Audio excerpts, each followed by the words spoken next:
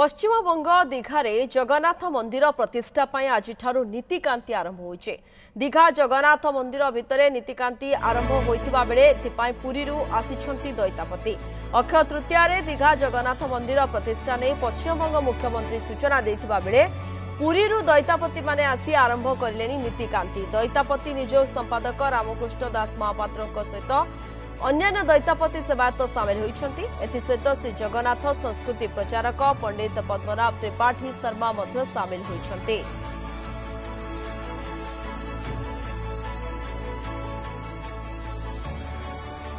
আমরা এখানে যে দীঘার একটা ভব্য মন্দির শ্রী জগন্নাথ দেবের মন্দির আমাদের ওয়েস্ট বেঙ্গল গভর্নমেন্টের যিনি সিএম আছেন শ্রীমতী মমতা বন্দ্যোপাধ্যায়, তো তিনি এই মন্দির উদ্বোধন করতে চলেছেন এবং ওনারই অনুরোধে ওনার নিমন্ত্রণে আমরা মায়াপুর থেকে এসেছি। অনেক ভক্ত, প্রায় 100 ভক্ত আমরা আসছি এবং আমাদের ইস্কন মায়াপুরের অন্যতম জিভিসি এবং গুরু শ্রী শ্রীমৎ জয়পতাকা স্বামী গুরু মহারাজ আসছেন 29 তারিখে এই ভব্য মন্দিরের উদ্বোধন অনুষ্ঠানে।